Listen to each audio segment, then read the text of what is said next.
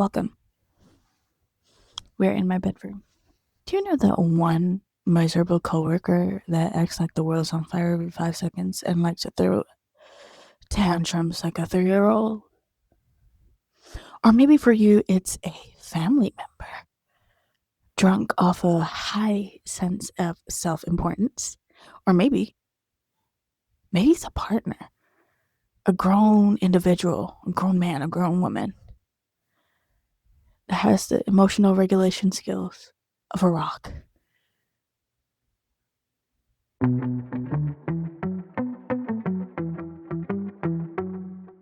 Now, let's talk about in the workplace. In the workplace, this could be a superior of some kind, maybe a supervisor, a manager of some sort, or the boss. This person will be, let's just say, agreeableness is not on their top list, on the top of the list of their characteristics that anyone would describe them as. They're usually really difficult to deal with. Not because it needs to be difficult, but because they make it difficult. They also make it very difficult for you to like them. My favorite. Now, this person might not even be a superior. This person could be someone who who is just mentally like, yeah, I'm better than everybody else. They get the same pay, mind you. Same pay. Same pay. They're like, oh, yes, I need to, because anybody want to hear all that? We just want to go home. Infuriating set of people, in my opinion, and yours too, because I know they infuriate you too. Now, let me tell you a story. Now, I'm a phlebotomist, and during training, I was placed at a facility with someone who was supposed to be a leader and was supposed to train me. Now, this person, I came to realize very quickly, was very, very immature, as the person who was supposed to be the bigger person, the person that's setting an example for everyone else, the person that's, who you go to when you're unsure of something. This person, I don't even got words for it, bruh. Like, I was training, and I can, it was like 4 weeks of training with this person, and I can count on one hand the amount of constructive criticism I got. Instead, I just got straight meanness and bullying. It was absolutely mind-boggling to me as someone who was being trained as to the level of immaturity that this person had. Because here's the thing. I'm brand new at this point, brand spanking new. And I had to pull this leader aside, not once, not twice, but 3 times, to have essentially what felt like a coaching little situation meeting type thing on what's okay and what's not okay. This isn't her calling me into a meeting. This is me calling her into one. Say, hey, so I'm not used to this new system, so you can't just put me into a room and say, hey, dude, okay, you can start seeing people now. Huh? I beg your finest of pardons. What do you mean? What's happening right now? And what do you mean I have to step her to the side and be like, hey, I didn't like the way you spoke to me earlier. It wasn't nice. Like, I don't think it was called for either. Like, I had to straight up pull this lady to the side. Mind you, she's a leader, supposedly. And I had such a tough time going through those 4 weeks. I wanted to quit so bad. And if I had another work opportunity, I would have. I would have. I would have. Because after the training, we would be placed somewhere. And I would have left straight up. Because if you, as someone who's put in a leadership position, can't have the awareness that the person that you are teaching, mind you, the program I was going through was a program that's for individuals that have zero experience whatsoever, right? Like nothing. And she was just frustrated the whole time, not because I wasn't understanding things, but because she had to train me. And she took that she tried to take that frustration out of me. And I would pull her to the side and be like, hey, yo, what we doing? And she'd make weird jokes and I'd be like, why are you weird? I'm pretty sure this person was almost old enough to be my mom. We're not well here. What's happening? What's happening right now? Now, let's talk about adult bullying beyond the workplace. Unfortunately, that usually means the home or even relationships. Still, technically, the home. See, adult bullying is often very strategic because you're not really a kid in primary school or what y'all call it? Middle school. Primary school or middle school. You're an adult and you have more resources and social influence depending on where you're at in life. And these people tend to use everything at their disposal to be like everything possible. Talking finances, social standing, influence, all of that to live out their I'm big and scary and important dream. Because somewhere deep inside, them hoes feel small and insignificant. And that's almost always how I pick them out, really. They have such an inflated sense of self that they're like a short man with a large vehicle. They have to be compensating for something. Now, with the family dynamic, this can be someone who you just can't get along with or someone who is just not that you can't get along with them, but it's just someone who seems to just see you as the bad guy. And I don't mean you did something wrong and they're exercising healthy caution, having boundaries up. That's not what I'm talking about. I'm talking about the type of bad energy that you can't quite come up with a reasonable explanation as to why they might have it. And you might be met with emotional coldness. You might be targeted for mischief. You can be gossiped about by multiple people because they tend to draw crowds. Yeah, because they like to feel big and important. So they'll draw crowds. They'll have people come around. Oh yeah, and then they put on a performance. It's sad, really. If you really think about it, but I refuse to use up my empathy points for people who cause harm to other people. So,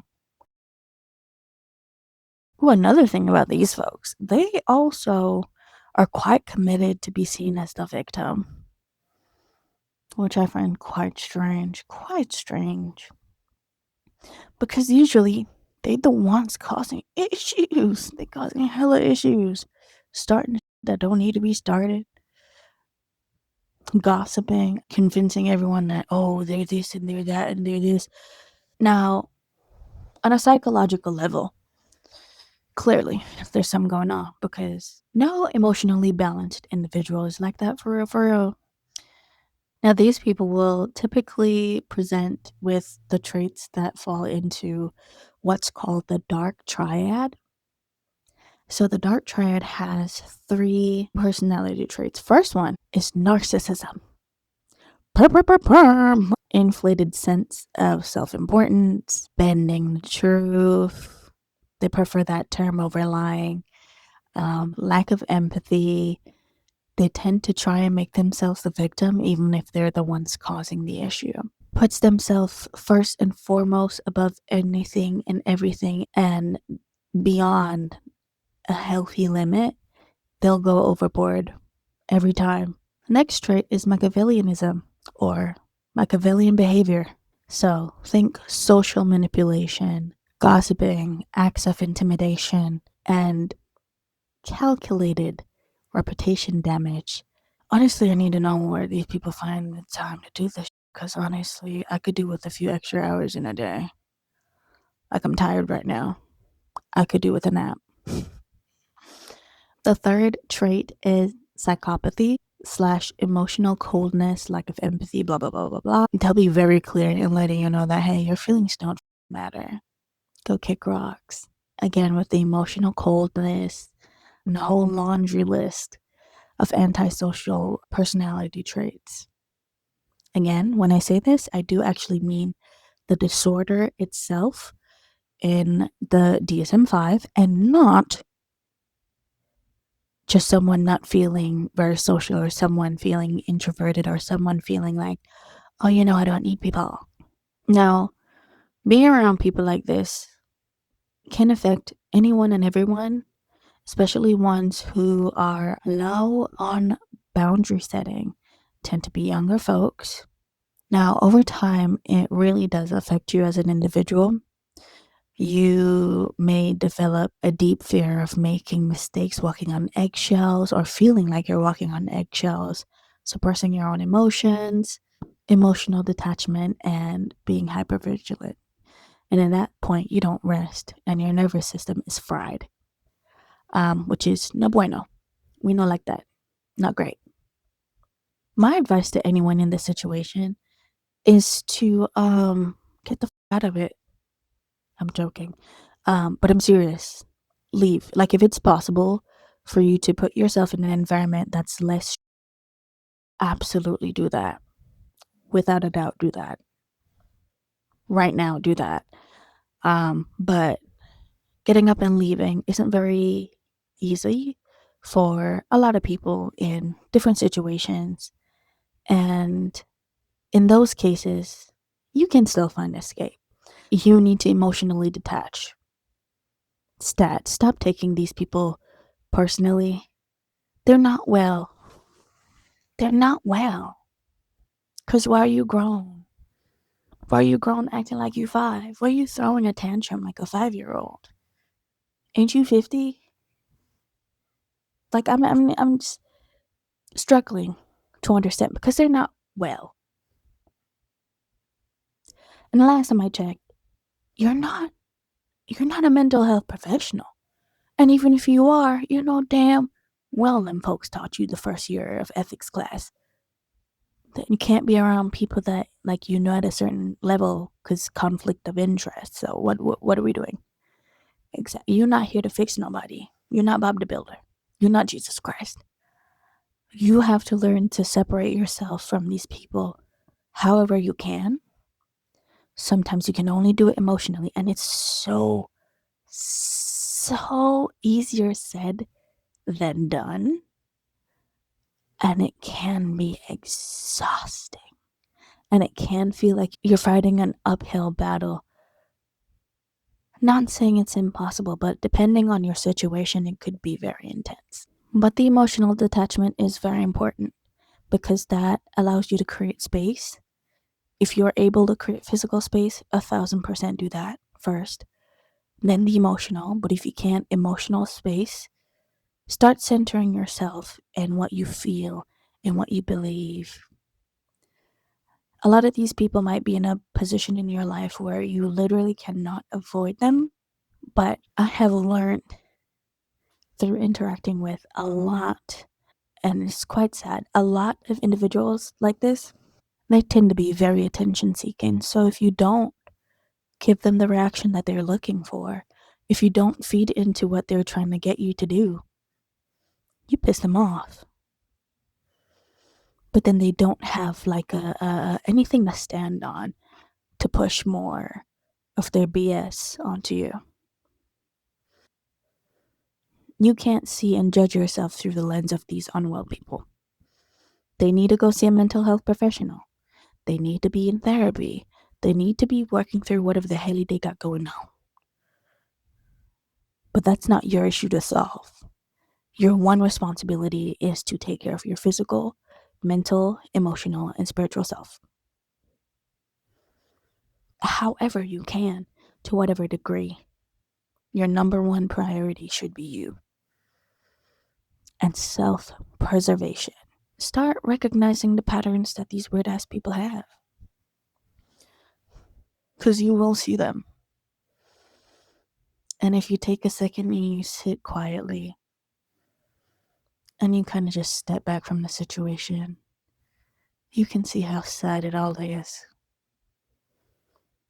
Sad for yourself because you over here dealing with somebody else's BS. Sad for the person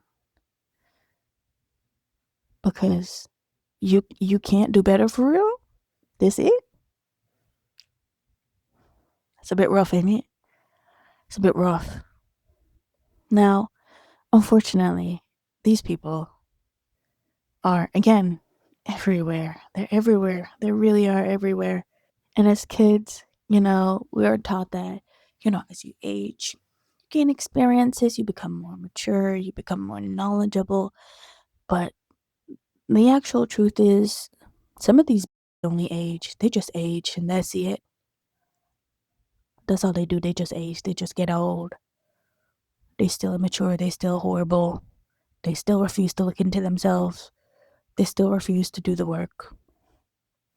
They still refuse to be decent human beings, And once you start picking up on that with a lot of people, you kind of just learn to trust yourself more. Because you can't be trusting these folks. No, honey. Double it and give it to somebody else. Them. And also, unfortunately, some of the worst adult bullies are not strangers. They aren't coworkers. No, they're family members. Oh, so great. Trust me, I fully understand the pain of the weird relatives. Speaking of, my next video, titled Weird Relative, will speak on different archetypes of weird relatives. Some of them are bullies. Some of them are creepy uncles. Some of them are weird that are in competition with kids. I'll see you on that video. Have a good night. Or a good day. Or good morning. Have a good whatever time of day it is. Okay? Bye.